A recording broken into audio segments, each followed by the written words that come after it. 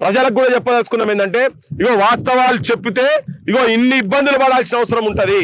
కానీ అయినా కానీ ఎక్కడ కూడా గింత కూడా కింది మీద కావాల్సిన అవసరం లేనే లేదు. యావత్ తెలంగాణ సమాజం మేమే కాదు, ఇంట్లో అబద్ధాలు ఉంటే బరాబర్ మేమే అడుగుతాం.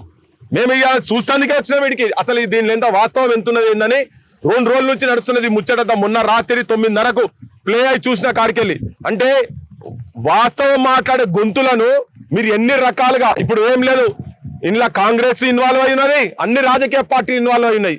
ఏం చేస్తారా పార్టీల నాయకులు?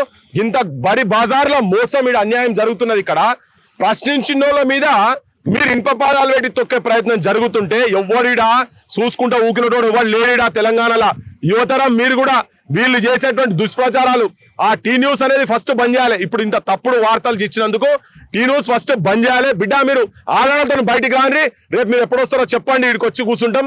మీ దగ్గర వీళ్ళ దగ్గర ఉన్న ఆధారాలు మొత్తం ఏమేమియో ఇవన్నీ దొంగ డాక్యుమెంట్లు కాదు కదా, క్లియర్ కట్ ఉన్నది. ఇంట్లో ఇక దొంగ డాక్యుమెంట్లు కాదు, చెరువులు కబ్జాలు చేస్తారా నాయన మీరు. ఇంతకుముందు నేను చెప్పినాం రామోజీ రావు దాంట్లో రామోజీ ఫిలిం సిటీలో 3 చెరువులు కబ్జా గురైన చెప్పినాం. పెద్ద చెరువు చెప్పినాం, ఇదే మన తొలి వెలుగునే చెప్పినాం. ఇయ్యాల వరకు యాక్షన్ లేదు దాని మీద. ఇట్లా వీళ్ళు చెరువులు కబ్జాలు చేస్తున్నారు. ఎందుకు పెట్టినా ఆయన హైడ్రా ఇదంతా దొంగలకు సద్దులు మోసులు కాదు, వాళ్ళే దొంగలై అస్సలు బ్రోకర్లు అస్సలు తింటున్నది, అస్సలు పైసలు తింటున్నది. ఇలా హైడ్రానే పేదోని పొట్టగొట్టిరు, మొత్తం పేదోని గుడిసెలు కూలగొట్టిరు. ఎవనిల్లుగా కూలగొట్టిరు చెప్పండి. ఒక్క ఫామ్ హౌస్ పోలే. ఇదే ముఖ్యమంత్రి చెప్పి రాగానే వాళ్ళు పోసే ఏంది ఫామ్ హౌస్ లెక్కలు పోసే ఉచ్చలు ఇవి మలమూత్రాలు తాగి తినాలని అన్నాడు.